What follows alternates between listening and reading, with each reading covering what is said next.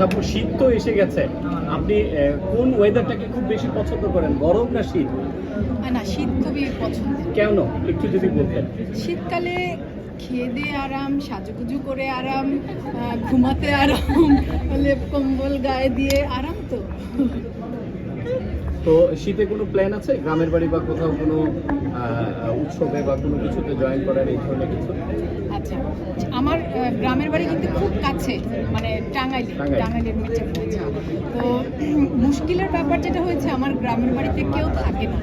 মানে আমার বাবা মা ভাই সবাই ঢাকায়, আমার এক চাচা ছিলেন, তিনি মারা গেছেন, কেউ নেই, বাড়ি খালি পড়ে আছে, যে কারণে যাওয়াটা একটু অত ঘন ঘন হয়ে ওঠে না।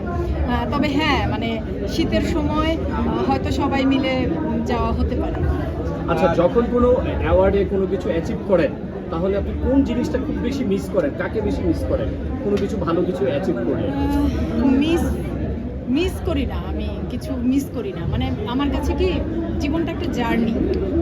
এই জার্নিতে আমরা অনেক কিছু যুক্ত হবে, অনেক কিছু হারাবে, অনেক কিছু থেকে যাবে। আমি বিশ্বাস করি যা সুন্দর, যা ভালো, মানুষের জন্য মঙ্গল, সে সব কিছু সেই মানুষটার সাথে থেকে যায়। মানে যেমন আমার ছোটবেলার বন্ধুরা, আমার কলেজ বিশ্ববিদ্যালয়ের বন্ধুরা, আমার পরিবার, আমার জন্য যা যা ভালো সব আমার সাথে আছে। তো আমার যে কোনো অর্জনে আমার কাছে যারা গুরুত্বপূর্ণ মানুষ, তারা আমার সাথে আছে, পাশে আছে। মিস করি না, তারা সবাই আমাকে ঘিরে আছে। অভিনয়ের পাশাপাশি মডেলিং বা ফটোশুটগুলোকে কিভাবে এনজয় করেন? আপনার ছবি দিলে যে সোশ্যাল মিডিয়া হচ্ছে সবচেয়ে আলোচনায় আসে, বিষয়টা যদি এগুলো কেমন এনজয় করেন?